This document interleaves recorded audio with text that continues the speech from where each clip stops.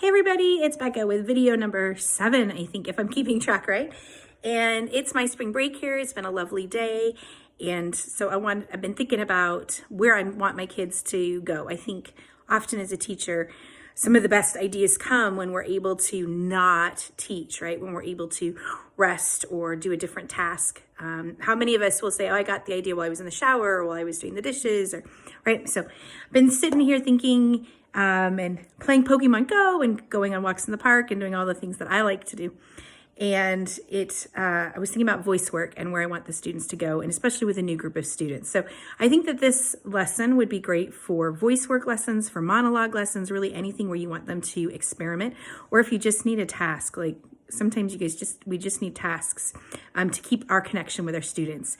So this is an asynchronous task, and it would be to have your students get a storybook. And I do mean a kid's storybook. So hopefully they have that. If they don't, they could go online to the library and do a cyber checkout, or they could get them for free. And there's a lot of people on Twitter who are reading their books. The guy from Frozen, or who does Olaf's voice, has been doing the read alouds and lots of different things like that.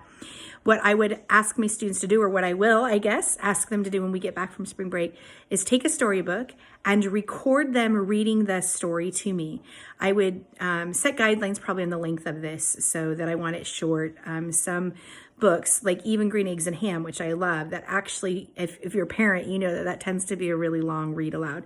So I might need to put like some clarification or just pick the first 5 pages. That would be up to you. But the asynchronous task would be to have them read aloud while being recorded a children's book, and ask them to do the voices of all the characters in the book. I would demonstrate this with a book that I would read out loud. I do that in class where I read aloud.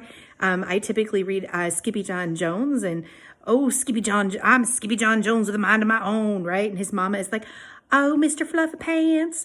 And so, and that's just something you do as a theater person naturally, right? So ask the students to read you a book out loud. So it's a story, one that they would know probably. They would feel comfortable with it. The language will be simple, which is really important for ELL or ESL or ELA, whichever you identify it as.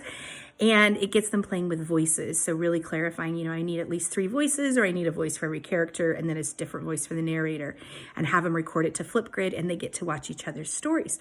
Bonus, this would be really great then. They could share the videos with their family, right? So if they have a younger sibling and they want to be read to, I think it'd be great.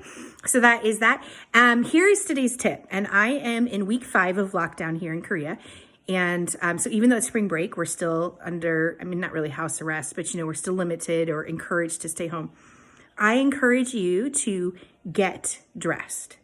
And I know that sounds really crazy. And you always see me in t-shirts. I don't know if you can tell, but today I'm wearing makeup. Oh, I don't think I really look any different. But there's something about getting dressed fully that makes the day feel different. And after days upon days in pajamas. I noticed even yesterday my son was dressed, and just every once in a while the pajamas rock, the daytime pajamas and the nighttime pajamas, that's awesome.